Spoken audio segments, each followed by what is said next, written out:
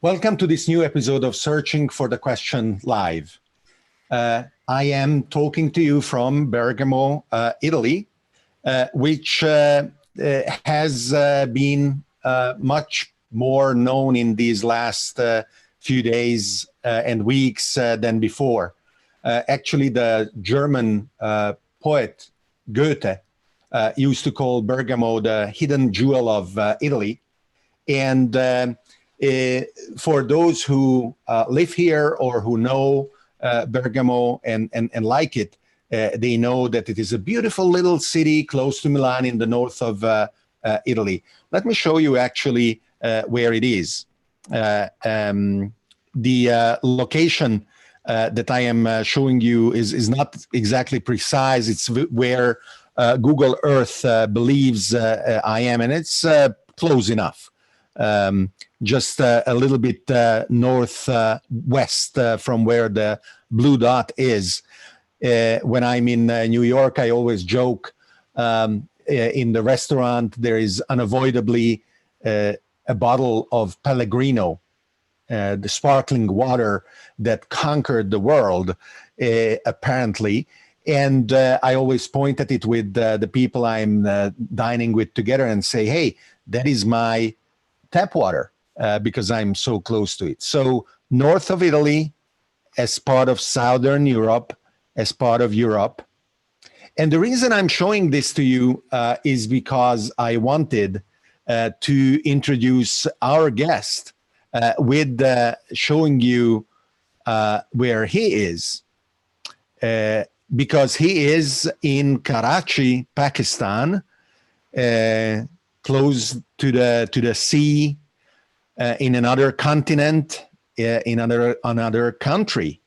And I want to give the welcome to Rehan Allahwala, who very kindly accepted to be our guest today.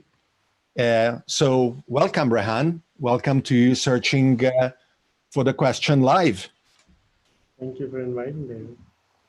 So Rehan is an interesting animal, an interesting human. I've never met him in person, but we connected over Facebook some time ago. And I, as I'm sure many of you, receive a lot of connection requests. And that came from Rehan from Pakistan, as of course he identifies online. And I always look at the profiles of the people who reach out. And I looked at Rehan's profile. Here I'm showing you his public page rather than his personal profile because he's full. And so if you connected to him, I don't know whether he would be able to accept your connection request, or actually he would have to kick somebody off his friends list in order to accept you. So I looked at his profile and it was quite fascinating because I could see the kinds of questions that he was asking online, quite provocative questions that I wasn't accustomed to seeing from somebody that in the West we would traditionally associate to a worldview that was not necessarily inquisitive, that wasn't necessarily curious and outreaching. But Rehan was outreaching, curious, provocative, and you could see from the answers to his questions that the provocations were indeed working. So, Rehan, how come? Tell me about you. Tell me how you came to be inquisitive, curious, and provocative as you are on Facebook. Thank you again, David, and thank you for interesting questions. I want to mention that I and David have never actually ever talked before, and I don't feel uncomfortable because I feel him that he's a very interesting globetrotter, one day in Tokyo, one day in New York, and then in Italy.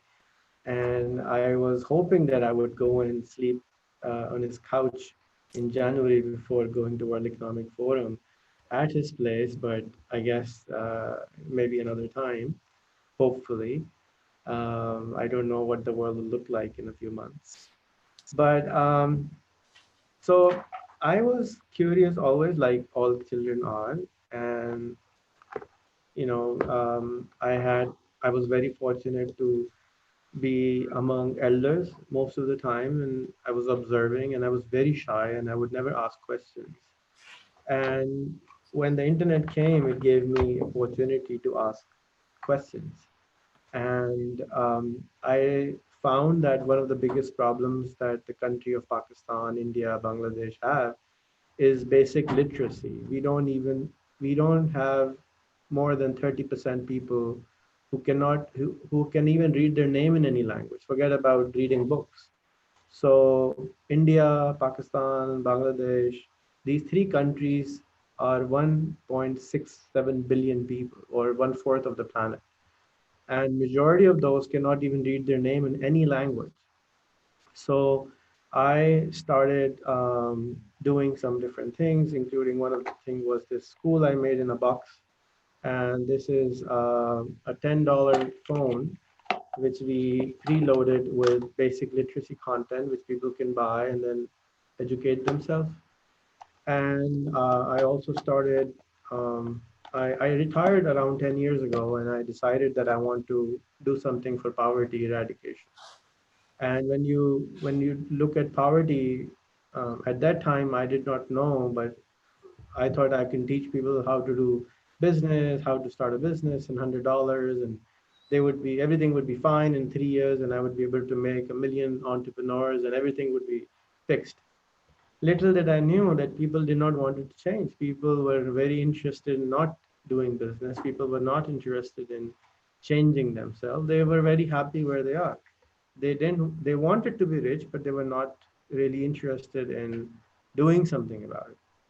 And so I was just using Facebook, and I was asking questions, and I slowly started asking more questions and more questions and more questions, and I enjoyed that I was getting answers, and I enjoyed that people were starting to fight over those questions, and I was learning how the world works, sitting in my home, just from my computer, seeing that you can actually unite people just by asking questions.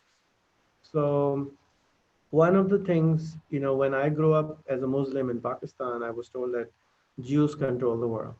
So now I was very inquisitive. Oh, Jews control the world. I should have some Jewish friends so I can become rich and powerful and understand how to control the world. And I started making Jewish friends. And a few years later, I found out Jews are normal people like me and you. It's just normal. There are poor people in Jews and rich people in Jews. You mean none of them have horns? I am still looking. I even went to the chairman of the Zionist movement, and I still couldn't find any horns. I went to as far as that, and I couldn't find the horn. So far, I'm still looking for all those devils and Illuminatis and Freemasons and all those things. But so far, I have yet only to find interesting people who can answer interesting questions. On that journey, I also made a lot of friends in Israel, a lot of Jewish friends, and a lot of Indian friends, which Pakistan is not friendly with. And I started asking questions, and I started tagging people from both sides, and I started literally fights on my Facebook. And I could see that people could come and fight, but 200 comments later, they were friending each other. And that was very interesting for me to see that people who are fighting are actually becoming friends.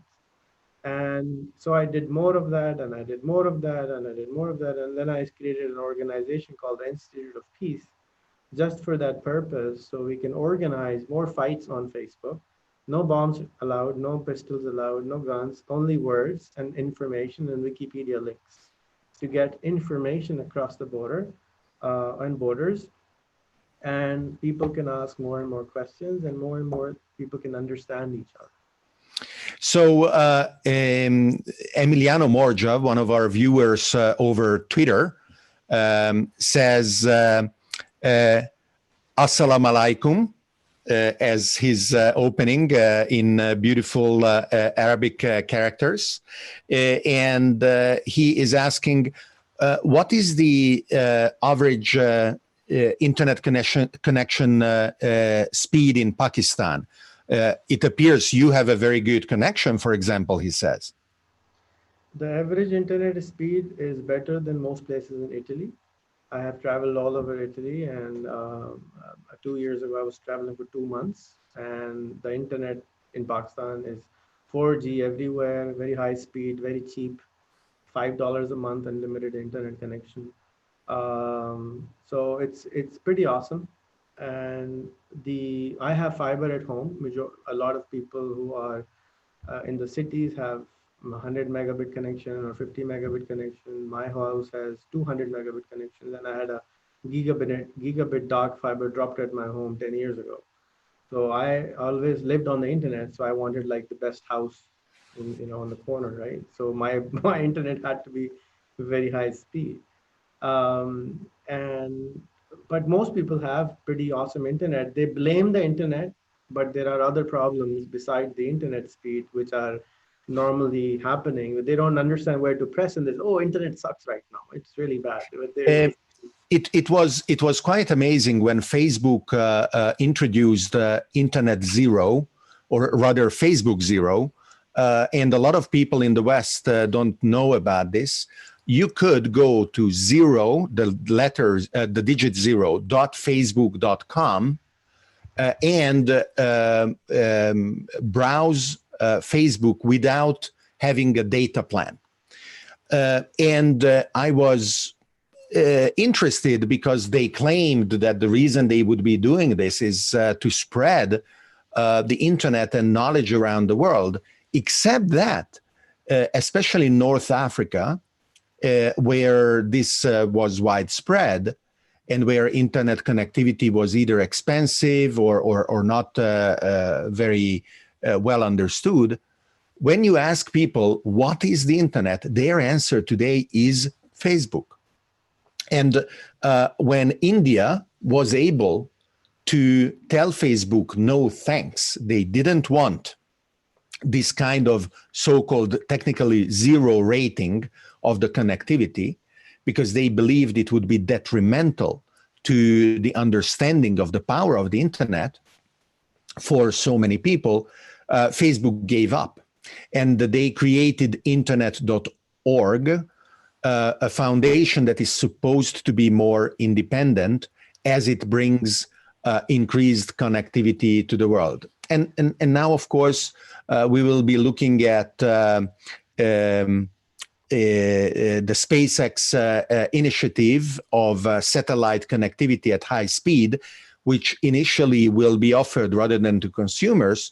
It will be offered to ISPs that are going to be able to offer all over the world. In rural Alabama that doesn't have DSL, doesn't have fiber, doesn't have anything, they will be able to offer high-speed internet without the backbone being laid down as it was needed, or Africa or China, wherever it is lacking. But back to your experiments, Rehan. Of course, it is one thing to provoke discussions among your connections on Facebook and have them realize that their own prejudices are in the way of their own emancipation. And then as they realize that as they connect with people from all over the world, they are self-empowering as they overcome those imaginary obstacles. However, in many places in the world, there are limits to free speech. For example, on YouTube, if your video is talking about the coronavirus, YouTube takes away your livelihood, because if you depend on advertising income and your videos are demonetized, money stops flowing. And this is a very effective way of economic censorship. And there are some channels that are now resorting to flowery language, just like Americans are pointing fingers at China saying, oh, on WeChat, you can't talk about certain topics. You have to invent alternative language. In America, there are now YouTube channels that want to inform the public about the coronavirus, and they call it double plus bad cold, right? The Orwellian alternative terminology. And Pakistan is also a place where sometimes the government feels that they know better what citizens should or shouldn't be discussing online. Have you ever had problems because you are a free thinker, you are a free talker, and you are a provocateur? Was it always peaceful and easy, or you had to navigate your way to be able to do what you want to do?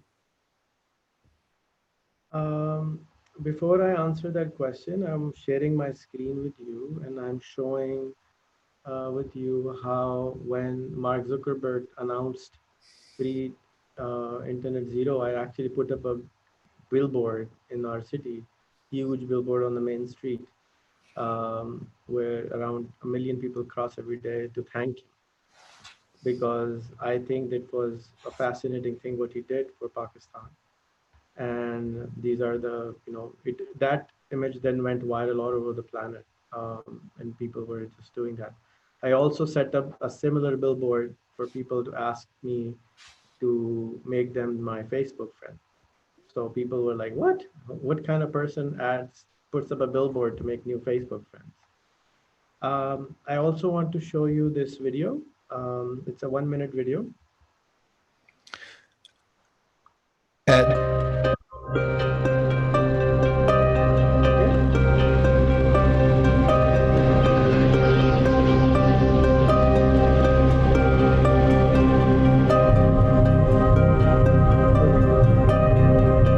किधर क्यों?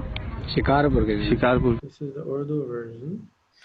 Yeah, drag the control panel, the Zoom control panel, out of the middle because it hides part of the screen in gray. Yes, drag it out.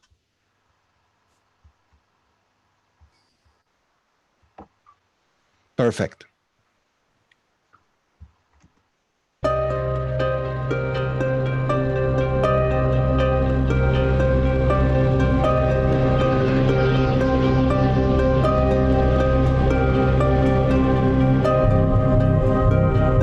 किधर क्यों? शिकारपुर के. शिकारपुर क्यों? तो Facebook चलाते हो? जी हाँ. पढ़ना नहीं आता? नहीं आता. तो कैसे चलाते हो फिर? बस फेसबुक में जाते हैं, उसमें लिखा होता है, फेसबुक में उसमें नाम लिख के बस भेज देते हैं तस्वीर. जी. तो क्या करते हो उसमें बैठ के सारा दिन? तस्वीरें अपनी भेजते हैं, अपने भाइयों को देखते हैं. अच्छा. जी हाँ. तो लेकिन दूसरे इलाके की तस्वीरें देखते हैं बस. स्कूल गए हो कभी? नहीं नहीं. कभी स्कूल नहीं गए? आप भी कभी स्कूल नहीं गए? नहीं, मैं गया था बस. कितनी क्लास है? 2 क्लास. 2 क्लास है? मेरे थोड़ा थोड़ा आता है. क्या इतना आता है? कितना? नाम लिखना आता है. नाम लिखना.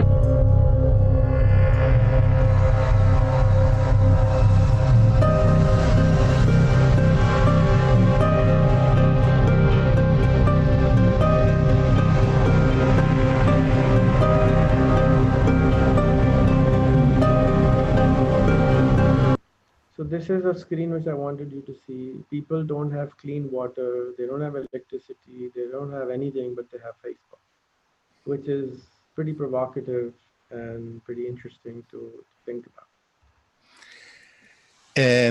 Well, absolutely. And it may very well be the case that in several places, the internet is the stepping stone for a kind of awakening towards human possibilities that over the course of the past, let's say, 50 years, traditional means and traditional governments haven't been able to achieve.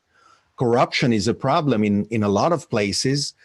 Income inequality and wealth inequality are especially stunning when the basic infrastructure is lacking. Sewage or drinking water to start, but also sometimes clean air to breathe. And then, of course, the next step, healthy and reliable food to eat. And then shelter and health services, healthcare, and then education, and so on and so forth. So there is a long road for many, many places in the world before that is available to everybody. And if the internet can accelerate that, or even more specifically, Facebook can accelerate that, I think that is wonderful. Yeah. So you asked a question about have I been censored? So I have never been asked by any authority or anyone to not say something. It's very famous. A lot of people ask me, why are you still alive? Why are you still able to do this? How can you do this? I say, I don't know. They just never bothered me.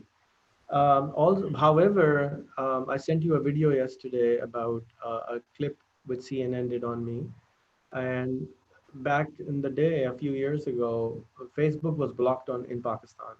And then for 6 months, Facebook was blocked, and I was going to different religious scholars and explaining them what Facebook was and why. And I asked them if they really even understood what it is, and they didn't. And I was trying to get it reversed, and finally we got it reversed. And then for 4 years, YouTube was blocked in Pakistan. And then because YouTube was blocked in Pakistan, I think it was one of the worst things that anybody could have done or to our country. And we went back with knowledge very drastically. So Facebook was a leader when YouTube was blocked all of a sudden anyways. So we were more Facebookers than YouTubers. Now for the last 2 years, YouTube is back and a lot of YouTubers are merging and people are finally teaching and making it as a living.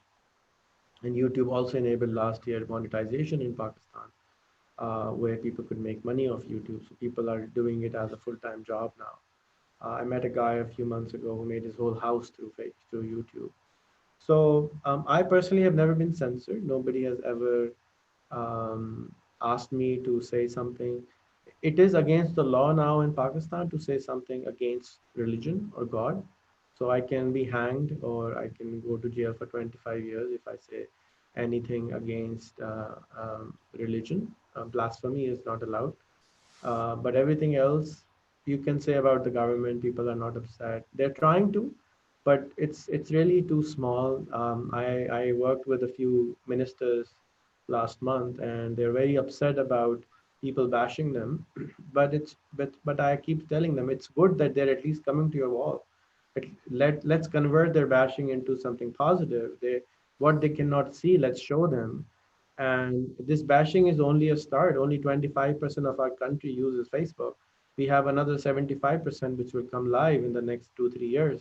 What will you do then? How will you handle it then? So you better learn how to handle the trolls, how to handle the social media. And then when they come alive, you can use that audience, you can use those people, you can use those citizens for your own cause. You can convert them into your followers and take advantage of the attention you're getting because attention is the new currency. But most people don't get it because it's all very new, and it just takes time. So my journey has been very interesting. I've been making videos for 25 years. So then I made this small little book called What is Internet? Then I have another book, what is entrepreneurship? Then I have another book on, how to make money online. And I've been working online since 24 years, and I've been preaching to make money online for 22 years. And people just don't get it. They still don't get it. Now, finally, there are 2% population is online working. So, which is 4 million freelancers online approximately, which is a good number. 4 million is a big number when it compares to other countries. But for Pakistan, it's less. It's like 2% of the country. It's 250 million people. So my next goal is to. I've stopped. I have many weird goals. So this is another goal: 10 million entrepreneurs. And I have another goal: building a new IT city outside our city. So it's a whole new, brand new IT city. But right now, my number one priority is to get everybody online. So I'm going online now every day for 3, 4 hours, especially in the time of Corona. Corona in Urdu language means let's do it. So I've been writing Corona, let's make digital Pakistan, like let's make digital Pakistan more and more. And government has taken initiative for many years on digital Pakistan. I am taking initiatives.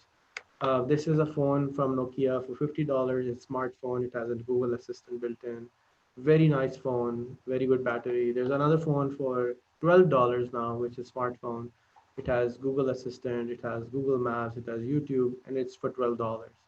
So these kind of things which I'm trying to push right now and trying to get people are right now trying to worry about food to these people, and I'm worried about getting smartphones to these people because you can't give them food for 3 months. But once you give them smartphone, you can make them smart on how to grow their own food or how to, take care of themselves rather than just giving them food.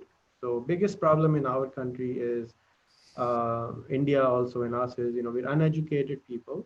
But the beautiful part is you can speak to the phone now. You can, sing songs with it, listen to jokes with it. You don't have a girlfriend. It's not allowed. You have your phone. You can talk to her if you like. A few years ago, I published, I see 5 years ago in 2015, I published a little photo that I made, a slide, how to be my friend on Facebook. You can see it now. Share it, please. And I said, it is not good if you make all your posts private, because looking at your profile, I won't know what you write. After accepting your connection, I may see it, but not before. I want to see it before. Right. If you post everything in a language that I don't speak, that will be a beautiful language, but I am not going to be able to read what you write. Right. If you are publishing only selfies or only quotes from others, I will not learn about what you are. And if you are only publishing links, you are a passive engine, part of the larger mechanism. I want to learn about your opinion and your context rather than blindly republishing everything that you see. On the other hand, if you are sharing your passion, your opinion, you add to conversations, you are public, positive, and open, that is fantastic. And of course, I like tech, I like space, I like life. So those are the things that I want to see. And since you have been doing this 500 friends experiment of giving a laptop to anybody who had 500 common friends with you, after we connected, maybe a couple of years ago, a lot of your connections wanted to be friends with me so that they could reach the goal. And I think this particular experiment now ended, but it is still living in the memory of your Pakistani followers. So it is still happening. And I am sorry for pointing out in particular one completely innocent person as a negative example, but I just received a connection request from somebody whose 2 entries on Facebook from 2 years ago are 1, a pistol, and 2, his selfie. And it shouldn't be too hard to understand that this is completely meaningless to me, and I will necessarily delete the request. But what I do actually is before deleting the request, I send a message to the person explaining why. Thank you. Given the limitations of Facebook, I cannot accept your connection request because I would be filling in a slot, but all my posts are public. You can follow them. And then I give the person a series of links. So I think you are very right about the fact that the internet is an incredibly powerful tool, and that it is very important to teach people how to use the power of that tool. And it is a problem not only in Pakistan, but it is a problem in Italy, in the US, all over the world, that people are exploited by that power rather than using that power themselves. They become a tool. and they are easily manipulated in their opinions and sometimes even in their acts. I am fairly afraid of mob power. I have, read news of people being falsely accused of committing blasphemy and the mob killing them, which is absolutely horrible for many, many reasons, even disregarding whether blasphemy should be a criminal offense. The mob justice and purposeful using of the platform, whether Facebook or WhatsApp or whatever other tool, in order to go and effectively assassinate somebody through the mob is just astonishing, both in its effectiveness and how negative it is, not only for the person dying, first of all, but also for everybody else who don't realize how they are used rather than empowered. And so I commend you for the way that you're using the internet to educate others and empower others. It's funny that you and I haven't met, and yes, this is the first time that we actually speak, but I already met one of your sons, because you were alert enough. And when I was maybe a year ago or a little more than a year ago in Tokyo, you realized that your son was there at the same time, and you invited him to connect. And then we met. We ended up actually meeting in person and spent a wonderful day together. He invited me to give a lecture at the accelerator that he was at the time part of, which I joyfully did. And I met many other kids and the mentors and teachers at the accelerator there. So that is the kind of beautiful connection that the internet is able to generate, and you are very good at making sure that they happen.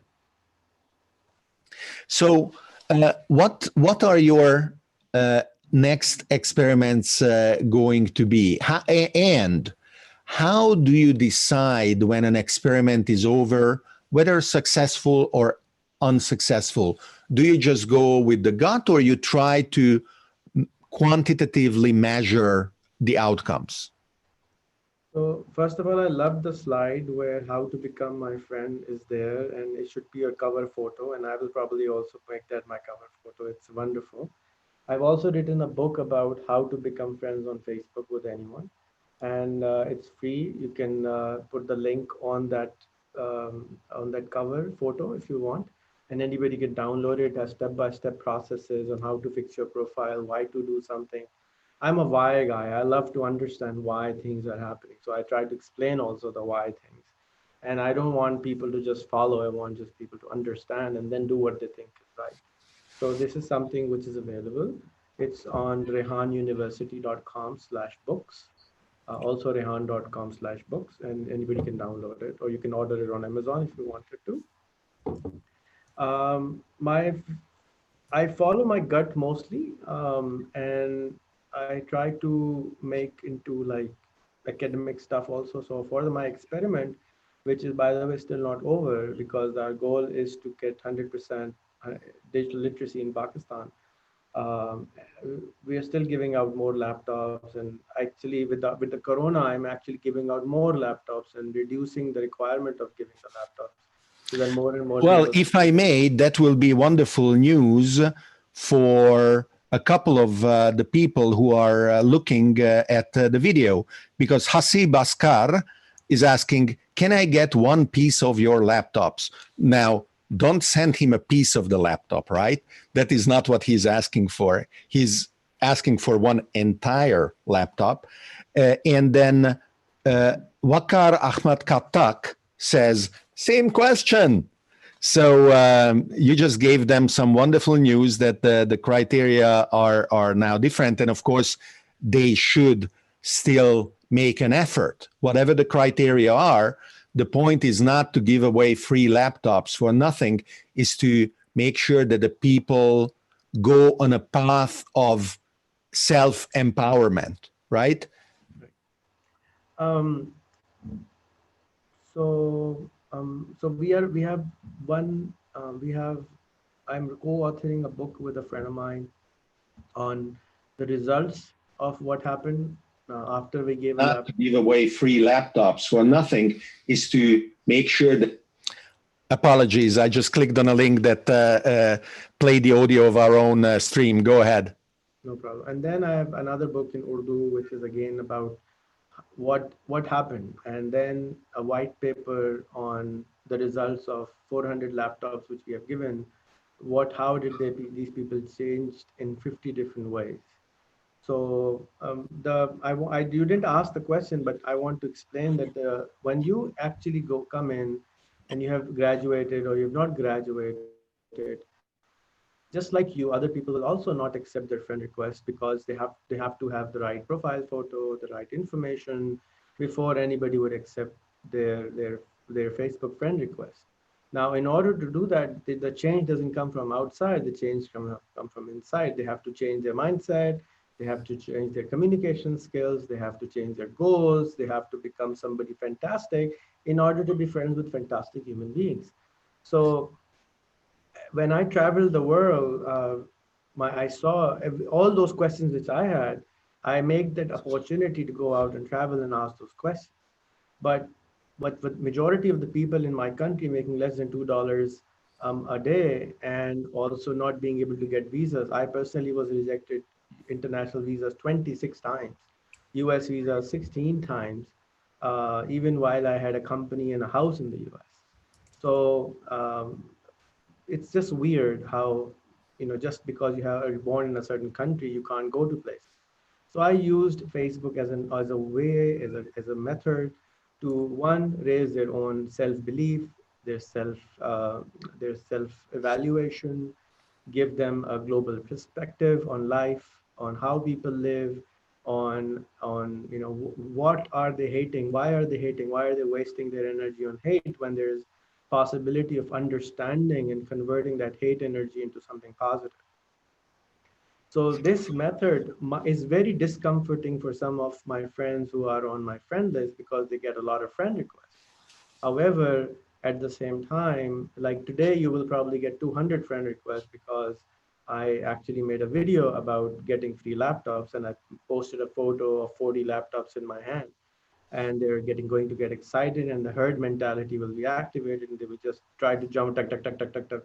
And then they will be disappointed, but some of them will still find some person to connect with. And I want to thank one of my friends who changed me as a person. My friend's name was Suzanne Slay in Florida. And back in the 1995, when there was no internet, only email over here, we were Facebook email, so not Facebook friend, email friends, pen pals kind of thing. And she changed the way I think. She changed the way my self-belief was. And I want to do this, continue this journey for other people who have been finding other friends around the world, who they become partners with, friends with, and these friends allow them to totally transform them because they have never had a female friend or a white friend or an American friend or a distant friend who gives them a mirror approach. They have never looked in the mirror. The other day I was talking to a friend from South Africa and I passed the phone to my wife and he asked her, how many people live in Karachi? And she looked at me. She never knew how many people live in Karachi. I said 30 million people. So, and she was like, really? Okay, 30 million people. So you have to have somebody totally different from you in order to ask simple questions. Nobody in the world, most of the time, we don't even ask simple questions. Forget about deeper questions. And we are discouraged to ask questions in our schools, especially in our country and the third world countries and the growing countries, because everybody's obsessed with education, not necessarily for educational purposes, but for degree purposes. They are sending them to schools. The USAID is giving money. The DFID, the UK agencies are giving money, European Union gives money. Oh, please build schools. There are no good teachers, there are no good systems. They just want to build schools, and they're producing rotten minds. It's better not to go to school. I never sent, you met my son, he didn't go to school. He hasn't even graduated high school, and he was in Japan mentoring entrepreneurs. So it's better to go out there and work, in my opinion, and become somebody like Walt Disney rather than becoming some guy who can't even spell his name properly or doesn't have the courage to talk to anyone. I very much share that path with you, starting actually with myself. I don't have a degree. I attended a few years of university studying physics, but I simply decided that if somebody wanted to hire me, and the reason not to hire me was that I didn't have a degree, then it was fine. I didn't want to work in that place. And as a matter of fact, I only had one job in my life, and then I started as an entrepreneur and then an investor and whatever else. And I barely remember how it is to have a job in the sense of somebody telling you what to do, right? And when I am trying to spread my own values to my various teams, the first thing I tell them is make sure that you understand your task and you're are able to describe your task so well that you become dispensable. Other people can take it on. You can move on to something more exciting, more interesting, and that you never need to be told what to do, that you are always self-starting, you're always proactive. And my children didn't graduate from university either. Some of them didn't even graduate from high school because I could never tell them, you must do something. If they told me this doesn't make sense, we would talk about it. And sometimes we would agree that they were right. It didn't make sense. And my daughter is now in Seoul, and my oldest son bought a home and is building a family. And my middle son is doing all kinds of crazy things with computer graphics and working with a company in California, etc. So I hope that families who are worried about the future of their children, rather than pretending that certain institutions know what should be done and that they should order their children that thing that should be done, they trust the children and nurture the children so that they have the self-confidence to design paths that empower them. Now, changing track a little bit, different question.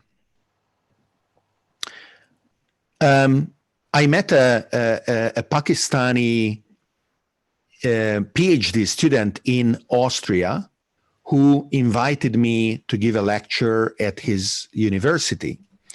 And I grilled him about Pakistan, unrelentingly, 1,000 questions. And one of the things he told me just blew my mind. He said, listen, we are an ally of the US, and we have been for decades. The US, together with Pakistan, has never been able to build the highways and the tunnels and the roads and the ports that China has been able to build in a short number of years. China is now leasing one of the most important ports in Pakistan for the next 100 years, and they are renovating it and modernizing it, investing big amounts of money.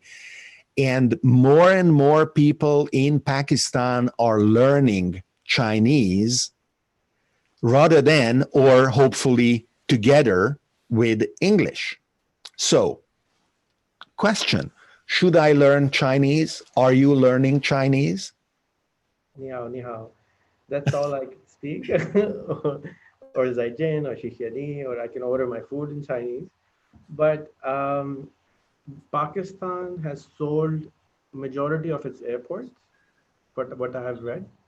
I'm not a subject specialist. Pakistan has rolled all its highways to China, and the ports, and the stock market, and the electric company.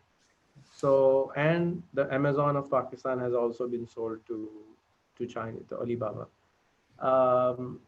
For $1 billion, it was sold 2 years ago. We just got some aid from them. Everybody's so happy. China's our friend. They're sending aid to us. Hello, it's your profit.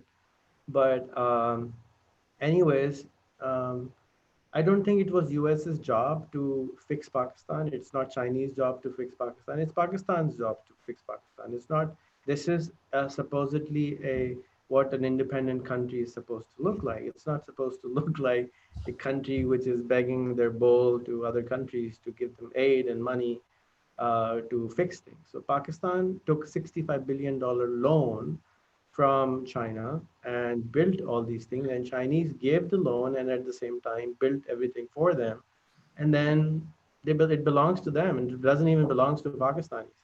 So most people, as I said, are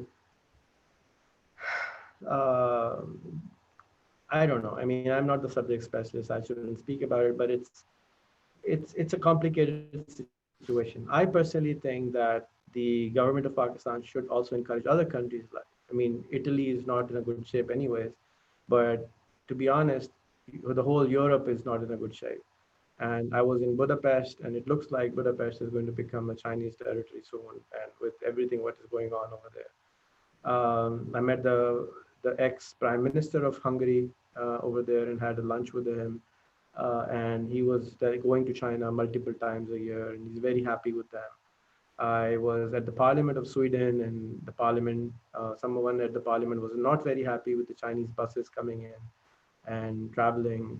But it's a complicated situation, and after this coronavirus thing, who knows who will survive? I mean, what looks like the US is not in a good shape, and China is sending aid to everyone, including Italy, and I don't know what the geopolitical situation is. But I think Chinese language is a good thing to have. It's not a bad thing to have. I love their food and I love their stuff, and I think at the same time, Chinese were already in Europe and everywhere with Chinatown and everywhere. Pakistan never had Chinese.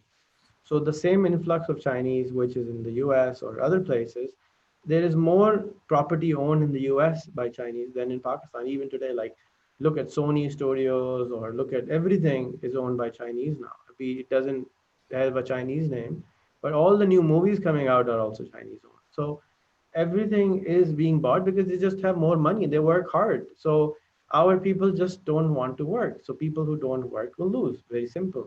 It's a very interesting time. Yeah, my wife told me today, but it's the weekend. Why are you still doing this live stream thing? Or I was having a brainstorming session earlier in the afternoon with somebody about my Patreon page, etc., etc.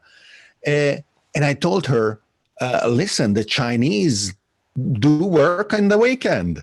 I don't feel I can sit on my laurels. But whenever a company is sold to foreigners, and the same is when the Japanese bought the Rockefeller Center, or when the French bought Gucci in Italy. It is always there, the patriotic voice. Oh, we shouldn't sell our crown jewels to the foreigners. First of all, it is a private enterprise, so they should be free to sell to anybody. Yes, there can be some strategic exceptions, but a luxury brand, come on, let them sell it. Or a piece of real estate, let them sell it. And the next question, I think, is, okay, whoever sold got a bunch of money. Let's look at what they are doing with the money, and hopefully they will put it to good use. And maybe they can be persuaded to do the kinds of investments that you complaining about selling would have wanted them to do. If they see it is a good idea, they will fund it. They have new money to invest in great projects. So I hope that the various things that Pakistan sold to the Chinese generated capital that can go into improving Pakistani infrastructure or things like that. And you are shaking your head skeptically. So I don't have the books. They don't show everything openly. The data is not available. We don't know. It's happening behind closed doors. As a normal citizen, I can't do enough. People are, as I said, remember the Maslow's hierarchy of needs. People are stuck in the first two boxes. So it's stupid to talk to them about the fourth box or the fifth box. They're just stuck with the basic needs, security, food. It's very hard, like when one of my friends who was on my Facebook unfriended me 3 days ago. Rehan, I can't handle this flood of friends. I have to unfriend you. I said, go for it, no problem. But his profile said he was a connector and he was empowering people through connections. And I was like, all you have to do is close the option where in Facebook, you can close the option. Nobody can friend you anymore. They become your followers. And unless they have mutual friends, they can't friend you. Very simple. It's so easy to do. Just press one button. It's done. And now you're gaining free followers. Oh, but they're just squatters. They're nobodies. Yes, my job is to make these nobodies into somebodies. That's what I do. That's what your job is. That's what you're trying to do. We all have nobodies, children who are born in our houses. We make them into somebodies. I look at all these people as small little children. They just don't know how to do it. It's not their fault. What they were born in this country, or they were born poor, or they were born these people. So I try to help as many as I can. I can't help everyone. I get exhausted at the evening trying to do this. I literally, for the last 3 days, I've been like, what's happening to me? I was speaking 5-6 hours a day live. It's exhausting. People think, oh, it's just live. No, I give full attention to whoever is talking to me. It drains your energy. So, but I can't help everyone. It's impossible. Nobody can help. Even the prime minister or the president can't help everyone right now. So they have to help themselves. That's what I'm trying to teach them. Help yourself. Use the internet. Use Google. Google and YouTube can probably help more than the president of our countries. And people are not using it. My only request has been to our governments, please point these people to Google and YouTube. Tell them before they even come to the government, they should go and Google it before they come to us. And this is very true everywhere. Italian national television, still a lot of people watch TV in Italy rather than using the internet. And there is a daily show, a satirical show called Striscia la Notizia, which is very popular right after the news, before the movie. And I am a snob, right? So I was distancing myself from it. I was looking at it as too popular and not intellectual enough and whatever. But I am so excited when I change my mind. And this show is now one of my favorites. I started watching a little bit of TV because of the lockdown. And this show has certain segments that are just pure genius. They explained everybody how fake news works and how deep fakes, substituting your face, work. And how did they do it? They did a satirical segment by doing a deep fake of a female presenter doing outrageous things to the point of being cited for libel. And then they said, no, it's all fake. It's not her. And they explained how it works in order to raise awareness in people of that. So yesterday, they did exactly what you said. They listed Fiverr. They listed all kinds of other platforms where people can find work to do now that they are logged in their homes, and many are losing their livelihood, right? They cannot work, they cannot find what to do. And they listed really 4 or 5 different platforms, some of them specific in Italy for Italians, others like Fiverr or Upwork that are for everybody globally. And it was it really brought a smile to my face, because obviously I knew that platform, and or those platforms, and I wouldn't have expected popular television to want to teach the use of those platforms. So in the last couple of minutes that we have, what is a question that you would have asked yourself if you were me, or that I didn't ask and you would have expected me to ask? You already asked a question which I didn't answer. The question was, what is your next experiment? What do you want to do next? And next thing which I want to do is, my big goal is to end world poverty, not just Pakistan poverty. And in order to do that, I'm always looking for interesting tools. How do you do that? If you look at Maslow again, he says that in order to, he's explaining in a different way of reading the level of, higher consciousness. So there's another guy called David Hawkins, and he has created a levels of consciousness scorecard. Can you say his name again? I didn't understand the name. David Hawkins, and what he has explained is a map of consciousness and scorecard of consciousness. So if you are of a higher consciousness, you have a different score or a different energy in your body or your soul. And if you have a lower consciousness, you have a different scorecard. So if you have a higher scorecard, you are, say, the maximum is, uh, you know, 700 to 1,000, which you can have. Or at 600, you're already at a bliss. 350, you're already forgiving person. If you are 310, you're optimistic. If you are at 30, you're blaming everyone. If you are at 50, you're in despair. If you're at 75, you're regretting everything. If you are around 100, you have a lot of anxiety. If you are at 20, you have a lot of shame and humiliation in yourself. So my next goal is to find, how do we raise the consciousness score of the humanity? And once you raise the next consciousness score of humanity, once we start working towards that goal, we can find, you see, I come from a entrepreneurial tech background. So a billion people is not rocket science, it's just, a process. Most people get scared of a billion people or impacting a billion people. They just don't understand how technology works. They run away. I think I think it's achievable to impact a billion people. It's very easy. It's just a process. It takes time, and you create a process. So first process is start asking questions, and so I want to now work on raising the consciousness. That is why Aliki you see here.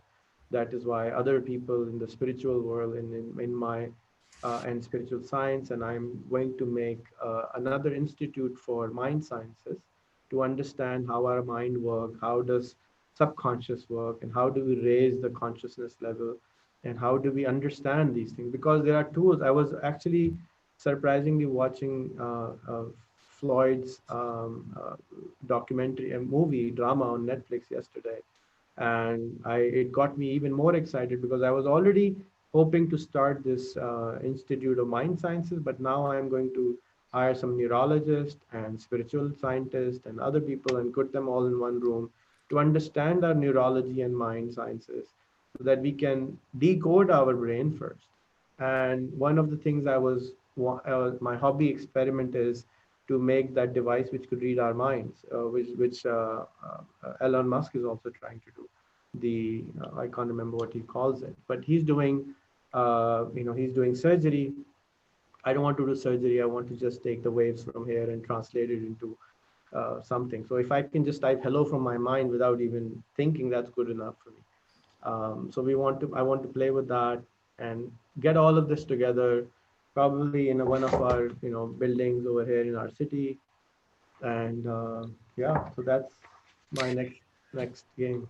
And Rehan, this was a wonderful conversation, opening doors and windows onto a world that is unknown for many of our followers and listeners. And maybe in a few months, we can have another conversation to talk about your next experiments with friends. Thank you again. Hopefully tomorrow your friends will all join for our talk. Absolutely. I'm looking forward to that.